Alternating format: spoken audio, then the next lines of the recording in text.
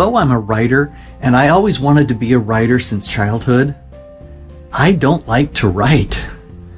But I sure enjoy having written. So now when I'm faced with taking an unpleasant action, I don't ask, what do I want to do? I ask myself, what will I be glad that I did? And then I act on that. Welcome to another episode of Write of Your Life, where life happens and life storytelling transforms it. Our show is brought to you by lifestorytelling.com. And guess what? You don't have to be a writer to write your life stories. Lifestorytelling.com will teach you how. If you've been through hell and lived to tell about it, or your family skeletons are poking out of the closet, you'll want to check it out at lifestorytelling.com. Our guest today is Kevin Bergen, the director of the Center Counseling, Recovery, and Growth in Torrance, California. He's passionate about helping men find recovery from addiction, teaching couples to find bliss in their marriages, and helping people find all kinds of success by leveraging their own self-care. Welcome, Kevin. We're glad you're here. Well, Kevin, we've given a little bit about your background, but you have so much more to share with our listeners. Can you tell us a little bit about how you came to create the Bergen Protocol and a little bit more about it? Great question, Stacy. Thanks. Creating the Bergen Protocol was something that was very personal for me. I had a friend who was a success coach, and he told me about this regimen or a program that he had his clients do, and he would make it so that they wouldn't be his client unless they did this. And I thought, that sounds kind of harsh. But when he told me what it was, it's all about increasing somebody's sense of well-being. And if they won't create their own well-being, then the work that he was doing with them as a success coach wasn't going to be as effective.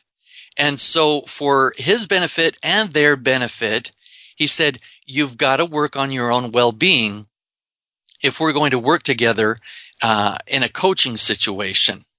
So I took this program that he did. It was very basic, and I developed it into a whole protocol, and I actually wrote a whole book about it called the Bergen Protocol. And I started giving it to family members and friends and even clients, and I found some really huge benefit that were coming to people right away by using this. Because if we elevate our well-being by practicing self-care, then anything we're trying to accomplish is more effective. Right. So give us some examples of what those protocols are. Well, I can give it to you in about 2 sentences. Oh, sweet. Good. The whole protocol is very simple. That's why it's so applicable and doable. So for the protocol, you choose 10 actions that you can take on a daily basis that will each give you a sense of, I am better off for having done that action. So it could be exercising. It could be journaling. It could just be taking 3 deep breaths and relaxing all your muscles. So anything like that, you choose 10 actions. You give yourself a point for every action you take in a day. So the potential is 10 points in a day. And then you give you take the average of the last 5 days totals, and that produces for you an action score. If you keep that action score above 7, you are going to notice that your whole sense of well-being is elevated, and then you're going to be more motivated to write your book, to start your company, to get recovery from your addiction. Even if it's just losing 10 pounds, you're going to be able to accomplish whatever you want to do if you elevate your well-being. And this is a way to quantify self-care so that you can make sure your well-being is elevated and therefore accomplish whatever you want to. Wow, that's really interesting. Essentially, it's if you get at least 7 of 10 things every day. The two criteria for these actions on your list of 10 is that it can be done on a daily basis. Okay. And that you will sincerely have a sense of, I am better off for having done this action. I am better off for having done this action. Okay. Because that's what self-care is doing things for yourself. Right. Do you find that a lot of people don't want to do or can't find themselves doing self-care items? There's so many obstacles. There's so much resistance pulling us back from doing this. I named my blog theactioncore.com because it's all about taking action. Mm-hmm. Everything boils down to taking action because nothing will happen for us unless we take action. And so that resistance to taking action is something that actually gets broken down as we take action because we get a benefit from taking the action. That benefit is motivation to then turn around and take the next action.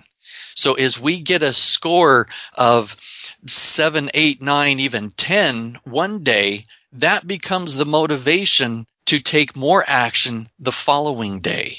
And so it's a positive spiral upward as we keep treating ourselves and taking care of ourselves, then we want to take more care of ourselves. And so we end up being able to finish that novel or paint that painting or finish that business plan for that great idea that we have in our minds or just get along better with our spouse. So this looks like it's just the opposite because I know there's lots of people who are listening to this who might be in a downward spiral because they've disappointed themselves or disappointed their families or had lots of different disappointments in their lives. And this is essentially reversing that and saying, take 10 things and they don't have to be hard. They can be easy, right? Oh, absolutely. Easy things. I make sure to tell people when you're choosing your actions, make sure you find a balance between things that are going to take a long time. Like I've got exercise on my personal list, and that can mean anything from going to the gym for a couple hours with travel time and shower and everything else, or it can just be taking a walk around the neighborhood. And then I've got something like the example I gave, so simple, it takes less than 30 seconds. Just take 3 slow, deep breaths and focus on relaxing all my muscles. If I do that, I am definitely better off. And I get a point for that. I put together, first of all, an Excel spreadsheet so that people could track all this, and it would calculate their score and everything. If you want to go to bergenprotocol.com, there's a link in there so that you can download this spreadsheet. But then, with the release of the book, I created a mobile app. Oh, nice. And so Action 2.0 is the name of the app, and it's probably easiest for people just to go to the iTunes store and search for Kevin Bergen. Turns out there's a whole lot of different apps with the name the word action in it. Right. So if they search on Kevin Bergen in the iTunes store, then they'll be able to get that. It's for iOS only at this point. So Android users, you can use the Excel spreadsheet. Okay, for now. That's right. Well, that's really interesting, and that kind of plays into writing, and because you have said that writing about and through trauma is a solid part of recovery, and that's kind of key to what your latest project is. Can you tell us a little bit about that project and how that fits into the Bergen Protocol? Absolutely. Part of this protocol and actions that people were taking, and that's one of the things that I do with clients that are using this, is help them come up with their actions. It's more difficult for some people, and it's a breeze for some people just to list these actions that they're going to do. And I go into that in quite some depth in the book. But one of the things I've recommended that people do is write, whether they journal or whether they just do exercises or whether they do creative writing and fiction and stuff like that. And I found myself telling people how to write and how to do it in an efficient way. And I ended up developing this whole program that I was teaching to clients where they do therapeutic writing in just 10 minutes a day. And so I thought, why am I explaining this over and over again? And so I decided to make a course out of it. And it's in the form of a 7-day challenge. So you get a different email every day for 7 days. And it teaches you how to do this, what I've called expansion writing. Expansion writing is a form of therapeutic writing that has specific steps to it that help people get prompted on what to write in the first place, and then just put pen to paper and just observe, just see what goes down on the paper. And they only have to write for 10 minutes? That's right. Is it deeply personal, or how does that, what are the types of questions that you email? So it starts with sentence stems, and they complete a sentence 5 to 7 times. And by doing that, what happens, they don't think about what they're writing so much, and they write out the stem each time. And by doing that, by the 4th, 5th, 6th time that they complete the same sentence stem, their subconscious starts to get pinged and things come out that they don't expect. Right. So an example, I might give somebody a stem that says, writing on a consistent basis, ... That's the stem. So they would write out that stem and then just finish and end the sentence 5 to 7 times. And it's so surprising what people discover comes out. And then when they've done that 5 to 7 times, I tell them the next step in expansion writing is just put pen to paper and write whatever comes out. So this is just kind of a take on free write, where your brain can't write junk for that long. Yeah. And you're getting them to get past that junk to get to the real important stuff for them. Absolutely. Right. And I have them start by setting a timer for 10 minutes. So they get that going, and they know they're not going to have to put aside 30 minutes or be late for work or this or that. They know it's all going to happen in 10 minutes. And at the end of the 10 minutes, I have them do a 4-step evaluation of what they've written. And I made it really simple so it can take usually less than a minute, sometimes 30 seconds, to do this evaluation. And they do this each day, every time they do expansion writing. And the steps are: 1, based on the writing that you just did, what are your thoughts?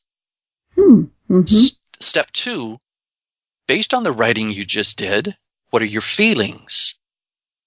Now, this immediately helps them separate their thoughts from their feelings. Right. Step 3, how long did yesterday's writing continue to affect you or stay in your mind?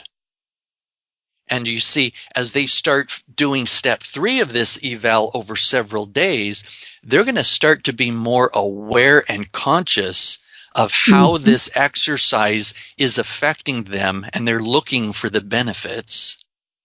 And then the 4th step is, based on today's writing alone, how likely are you on a scale of 1 to 10 to write again? And so this is a 7-day writing challenge. Do you find that people continue beyond that because they're just, they get that feel good going? Absolutely. They can commit. I can imagine. They can commit to 7 days. And then I say, if you want to keep writing, that's fine. Just pick another number. If you're going to commit for another 7 days, if you want to do this for 10 days, if you want to do this for another month, then you know I've got motivation and I've got an end in sight.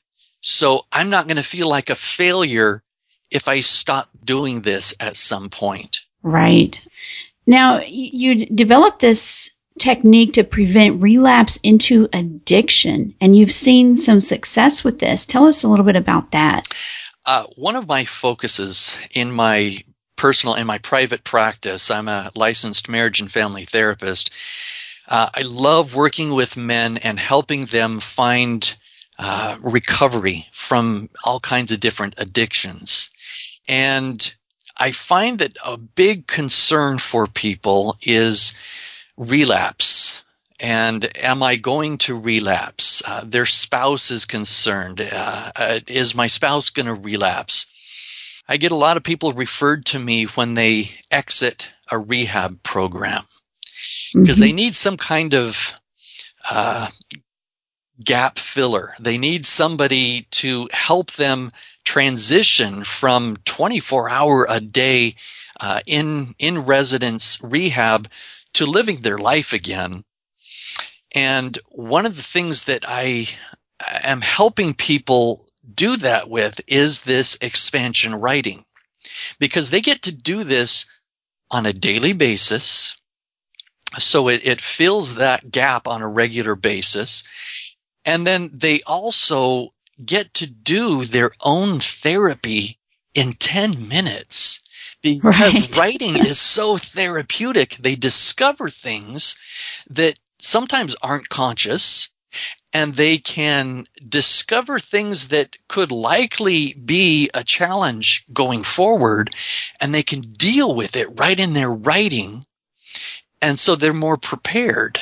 And you mentioned earlier awareness, and that's one of the things I really try to bring to the forefront is a lot of us walk around without a lot of awareness of our own selves, our own thoughts, our own experiences. And that's what this does. It brings that awareness to someone that has been in addiction or any difficulty. Absolutely. So have you used it give me some examples of other places that you've used it besides folks who have been addicted? Well, I love writing, as you know, and I found that it really helps me and some of my clients who have come to enjoy writing because I've introduced this to them. And it does so much for writing in the way of helping writer's block, helping people get motivated to produce, and just make sure that they can do something on a consistent basis. After they do expansion writing, I've had people tell me that I got all these ideas come to me from my expansion writing, and it's almost like I couldn't stop. I couldn't wait to just get to start doing some creative writing with that. Wow. And so the ideas start flowing all over the place. And so it's kind of like a 1-2 punch, right? With the 7-day writing challenge or expansion writing and the Bergen Protocol. Right? Oh, sure. And you really can make things happen. Expansion writing can become part of your protocol. It can become an action that you do every day. It's one of those successful things you do every day, right? So I can see this useful for someone who is creating an online business, who is just maybe stuck but doesn't know why they're stuck in life. Absolutely. They don't have huge problems, but maybe they're just kind of feeling blah about their life, and they can do this expansion writing and it will help them kind of dig deeper with themselves, right? It's funny that you use that word because stuck is one of the things that I found that this fixes so much. People find themselves stuck in a job, or they find themselves stuck unable to earn adequate income to support the family, or they become stuck and they feel depressed and they're down and they don't know how to get out of it. The protocol as a whole is something that helps people get unstuck, and expansion writing is an example of how they can get right down to the detail and start getting unstuck from wherever they are. Now, you have a giveaway just for our listeners, and that is the 7-day therapeutic writing challenge, correct? It is, but it's special for your listeners because I have created the expansion writing writer's edition only for your listeners. Wonderful. That's great. Okay, and that is at theactioncore.com/WOYL for Right of Your Life. That is exactly right. And we'll be sure and put that in the show notes as well. And thank you for doing that just for us. I appreciate that. I'm really excited about digging into this and myself and taking a look at the book. It's the Bergen Protocol, and it's available on Amazon. We'll put the links in the show notes as well. And then you have a podcast. Tell us about your podcast. Oh, thanks for bringing that up. This is something that I really care a lot about. It's something that I always enjoy when I do it. Recovery Support with Kevin Bergen is the name of the podcast. And it started just because I wanted to reach more people than would fit in my office. And there's all kinds of people in recovery that need something extra, need something as a boost or something like that. It's not meant to replace a 12-step fellowship or anything like that. But on the show, I will read a portion of 12-step literature or an excerpt from a book that really addresses somebody's difficulty in recovery. Or the most recent podcast episode that I just did, a man by the name of Sam Grittner did a blog post talking about writing his suicide note. He was almost ready to commit suicide and didn't. And turns out he had been in recovery from alcohol for a couple years, but he was lying to other people and lying to himself that he was in recovery because he was still using other drugs on a regular basis. Oh. And on my show, I read 2 of his blog posts, and they're very dramatic, but also very instructional on what do you do when you feel so lousy that you're considering killing yourself. And I really like the way the show turned out, and I'm really happy with that one. People can go to the iTunes store and search, again, Kevin Bergen, and the show Recovery Support with Kevin Bergen will come right up. Well, Kevin, thank you so much. This is fabulous information. I can't wait to dig into it, and I can't wait for our listeners to also click on the links and check out your information, and also get that 7-day therapeutic writing challenge free. And I hope you keep on doing what you're doing. You're making the world a better place. Thank you so much, Stacy. I enjoy Right of Your Life. Keep doing what you're doing. Great information from Kevin Bergen. At the end of each episode, I peek into the Life Story Toolkit and share information on one particular tool that you might consider using if you're writing or would like to start writing about your life. The Life Story Toolkit is sponsored by lifestorytelling.com, where you can find your life theme, discover where to start writing, and craft your life into a compelling story. This episode's Life Story Toolkit features ZenWriter, a text editor for Windows that cuts out all the distraction and lets you focus on letting your thoughts flow. It's a full-screen, Zen-like program that offers few formatting options, but a whole lot of tranquility. If you find yourself skipping between tabs in your browser, checking up on email and Facebook when you're meant to be writing, ZenWriter is a solution to your distracted mind. There's a trial and full version available at beenocle.com. That's BEENOKLE.com.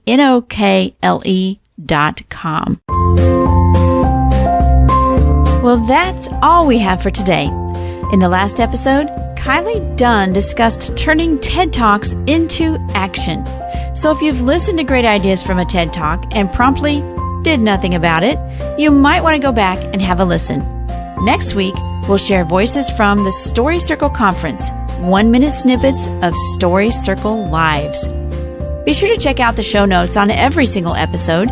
We have free resource downloads not mentioned in the show at rightofyourlife.com. We love interacting with our listeners on social media. We're on Pinterest, Facebook, and just about anywhere you can hold a great virtual conversation. Our handle is Right of Your Life.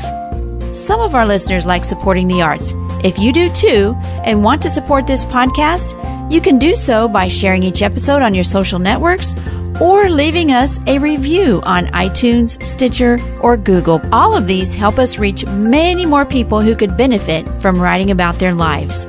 We hope that today you have the right of your life.